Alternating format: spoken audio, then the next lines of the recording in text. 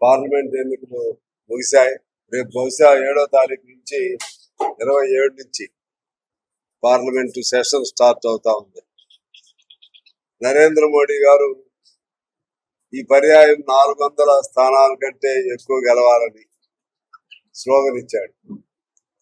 ఇచ్చినటువంటి ఆయన కేవలం 240 స్థానాలకే అంటే బీజేపీగా పరిమితం అయిపోయింది. ఆ విధంగా చావు తప్పి కన్ను లొట్టపోయినట్లుగా నరేంద్ర మోడీ ఎవరు ఊహించని పద్ధతుల్లో ఆయన ఆ కొద్ది దీంతో బయటపడ్డాడు. ఇవాళ తెలుగు రాష్ట్రాల ఎంపీల దయాదాక్షిణ్యాలతో ఆయన తన పదవిని కొనసాగించుకునే పరిస్థితి వచ్చింది. అటు చంద్రబాబు, పవన్ కళ్యాణ్, లేకపోతే ఇక్కడ బీజేపీ టిఆర్ఎస్ గెలవలేదు ఏమి, కానీ ఇక్కడ 8 స్థానాలు గెలవడం దురదృష్టకరం. ఏది ఏమైనా తెలుగు ప్రజల దయాదాక్షిణ్యాలతో నరేంద్ర మోడీ ఇవాళ తన అధికారాన్ని కొనసాగిస్తున్నారు. నరేంద్ర మోడీ అంటే అధికార పిపాసి, అధికారం కోసం ఏదైనా చేయగస్తాడు. ఈ దేశాన్ని ఏ పద్ధతిలో అయినా పణంగా పెట్టడానికి సిద్ధంగా ఉంటాడు. ఆయనకు ఒక నియమ నిబంధనలు లేవు. ఆయన ఒక నిరంకుశ నియంతృత్వ ప్రభువు లాంటి వాడు. అందరికీ 75 ఏళ్ళు, తనకు మాత్రం 95 ఏళ్ళు. దేవుడు చేసిన శాస్త్రం అంటారు. ఇంకా 20 ఏళ్ళు నువ్వే పరిపాలిస్తావని దేవుడు ఈయనకి చెప్పాడు. అది అటువంటి పచ్చి నిరంకుశవాది ఈ దేశానికి ప్రధానమంత్రి అవటం చాలా దురదృష్టకరం. అందులో భాగంగా ఎన్నికలప్పుడు మనం చూసాం, మతం పేరుతో దేవుడి పేరుతో సమాజాన్ని నెట్ట నిలువున చీల్చి తద్వారా ఇది శాశ్వతంగా తన పదవిని నిలబెట్టుకుందామని అనుకున్నాడు. కానీ అంతిమ ఫలితం ఎలా వచ్చింది? అంతిమ ఫలితం ఆయన ఏ అయోధ్యలో రామాలయాన్ని కట్టించాడు, ఆ నియోజకవర్గం ఫైజాబాద్ లో బీజేపీ ఓడిపోవటం జరిగింది. ఒక జనరల్ స్థానంలో ఒక దళితుడు గెలవటం జరిగింది, జనరల్ స్థానంలో. అలాగే రాముడు అంటే ఉత్తరప్రదేశ్ పర్యాయ పదం, అయోధ్య ఉత్తరప్రదేశ్ లో అనూహ్యంగా సమాజ్వాదీ పార్టీకి హైయెస్ట్ సీట్లు రావడం జరిగింది. దాంతో నరేంద్ర మోడీ ప్రభ వెలుగుతుందనుకున్న ప్రభ ఆరిపోయింది. ఈ ప్రభుత్వం, నరేంద్ర మోడీ ప్రభుత్వం ఎంతకాలం ఉంటుంది? ఇవాళ ప్రశ్న. ఎంత గొప్పవాళ్ళైనా సరే సంకీర్ణం మీద ఆధారపడిన వాళ్ళు, సొంత బలం లేని వాళ్ళు ఎంతకాలం ఉంటారో కూడా చెప్పలేనటువంటి పరిస్థితి. ఇవాళ తెలుగు రాష్ట్రాల ఇద్దరి మధ్య, ఇటు తెలంగాణ కానీ ఏపీ కానీ, ఇందులో నుంచి గెలిచిన తెలుగు ఎంపీలకి, అలాగే ఆయన సపోర్ట్ చేస్తున్న చంద్రబాబు, పవన్ కళ్యాణ్కి ఇవాళ ఇదే పరీక్షా సమయం. ఎందువల్లంటే విభజన సమయంలో అనేక హామీలు ఇచ్చాడు నరేంద్ర మోడీ గారు. యూపీఏ ప్రభుత్వంలో హామీలు పొందుపరచబడ్డాయి. ఆ హామీలు ఒక్కదాన్ని కూడా ఈయన అమలు చేయలేదు. అటు వాళ్ళకి అక్కడ సంబంధించి పోలవరం ప్రాజెక్టు కానీ ఇంకా ఇటువంటి అనేక వాళ్ళకి ఇచ్చారు. మన తెలంగాణ సంబంధించి బయ్యారం స్టీల్ ప్లాంట్, అలాగే ఇక్కడ మీకు కరీంనగర్ లో ఐఐటి, అదేవిధంగా మన వరంగల్ రైల్వే కోచ్ ఫ్యాక్టరీ, ఇలా అనేక అంశాలపైన మనకి ఇచ్చారు. ఒక్క పని కూడా పూర్తి చేయలేదు.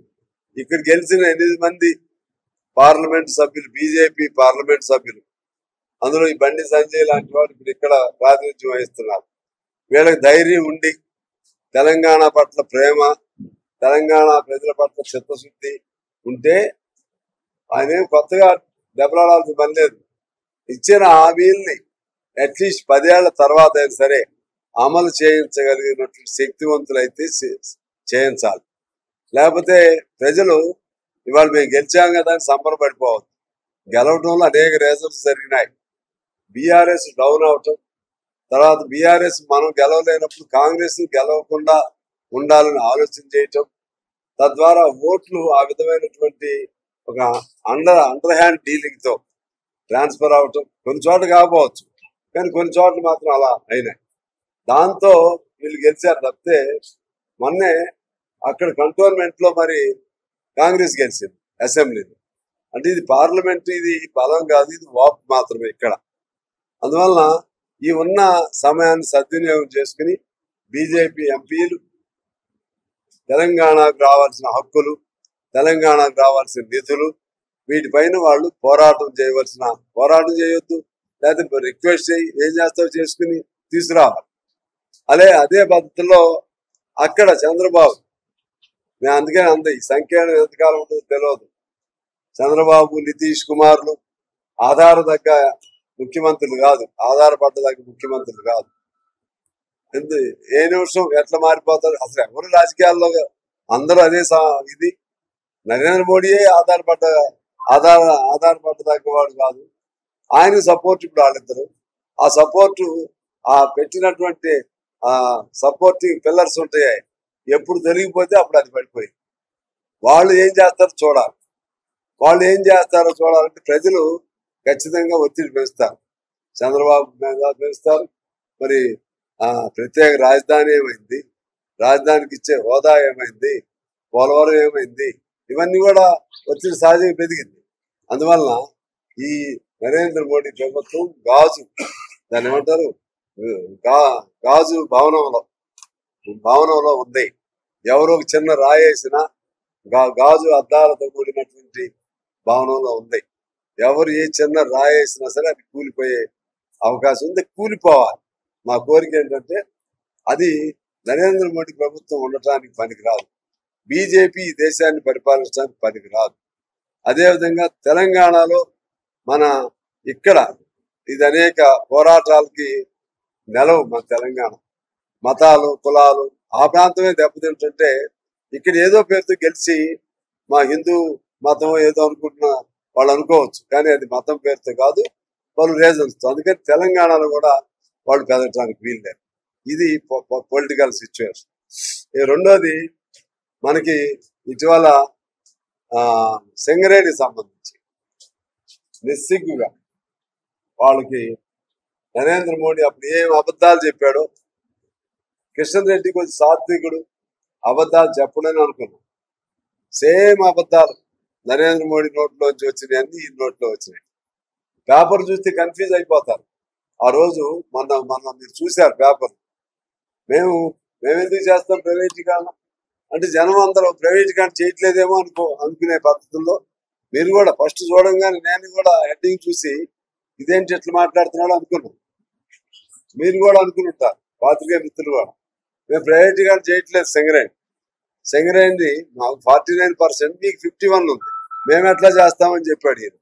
సేమ్ అప్పుడు ఆయన చెప్పింది అదే.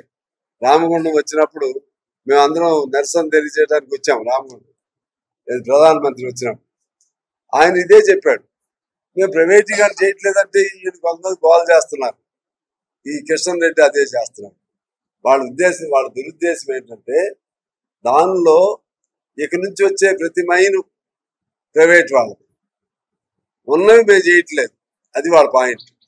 ఉన్నాయి చూస్తారా, కానీ అది కూడా ఒక డొల్ల పైన ఆకారం ఉంటుంది, లోపలంతా 80% ప్రైవేటీకరణ అయిపోయింది.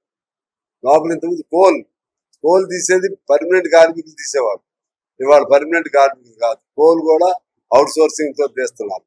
ఇక ఓపెన్ సర్ఫేస్ జాబ్స్ కానీ అన్ని కూడా ప్రైవేటీగానే. ఆ విధంగా ఇక రానున్న కొత్త మైన్ మన ఏదున్నా సింగరేణి పేరుతో జరగాలి. నైనీ బ్లాక్స్ ఒరిస్సాలో కానీ గుజరాత్ లో కానీ అవి ప్రభుత్వానికి ఇస్తున్నారు. నువ్వు ప్రైవేటీకరణ చేయకపోతే పాట ఎందుకు పెడుతున్నావు మేము అడుగుతున్నాం. ప్రైవేటీకరణ చేయకుండా ఉంటే ఎందుకు పాట పెడుతున్నారు? మరి పాట పెట్టి నువ్వు కూడా బాగుందని ఎందుకు అంటున్నావు? సింగరేణికి అది రైట్ఫుల్ రైట్. సింగరేణికి అది మనకి జన్మత వచ్చిన హక్కు. అది ఎక్కడో సింగరేణి, ఇల్లంత ప్రాంతంలో ఉన్న సింగరేణి, ఇక్కడ కూడా సింగరేణి మైన్స్ అని ఎందుకు అంటున్నారు చెప్పండి? అంటే అప్పుడు ఒక understanding, there was some understanding and agreement in between the Britain company and Nizam Nawab government. అప్పట్లో నిజాం నవాబ్ దక్కన్ది ఆల్రెడీ ఆ రోజు లాంచింగ్ రోజు మేము అన్ని మైన్స్ లో పెద్ద ఎత్తున ధర్నాలు చేసాం. గుర్తింపు సంఘం అన్ని మైన్స్ లో సేమ్ డే. ఇప్పుడు మేము 28, 29, 30 మన రాష్ట్ర కమిటీ జరుగుతుంది. దానిలో నేడం చేస్తాం. ఒక 15 రోజులు నిరాహార దీక్షలు ప్రతి జిఎం ఆఫీసుల్ని ముందు చేసి, మరోవైపు కలెక్టర్ కార్యాలయాలన్నీ పార్టీ తరఫున, ప్రజా సంఘాలు, ఏఐటీసీ తరఫున కలెక్టర్ కార్యాలయాలు ముట్టడి ఒక పెద్ద కార్యక్రమం చేపడుతుంది. ఈ కార్యక్రమం నాకు తెలిసి ఆక్షన్ డేట్ ఏదో ఫైనల్ డేట్ ఉంది. అప్పుడు వరకు కూడా మేము దీన్ని కొనసాగిస్తూనే ఉంటాం. ఆక్షన్ జరిపేటువంటి ఆ ప్రాంతానికి వెళ్ళి, మొన్న ఇక్కడ లాంచింగ్ చేశారు కదా, ఆ ప్రాంతానికి వెళ్ళి అవసరం అనుకుంటే మేము అరెస్ట్ అయిన అవుతాం, జైలుకైనా వెళ్తాం, దాన్ని అడ్డుకోవడానికి ప్రయత్నం చేస్తాం.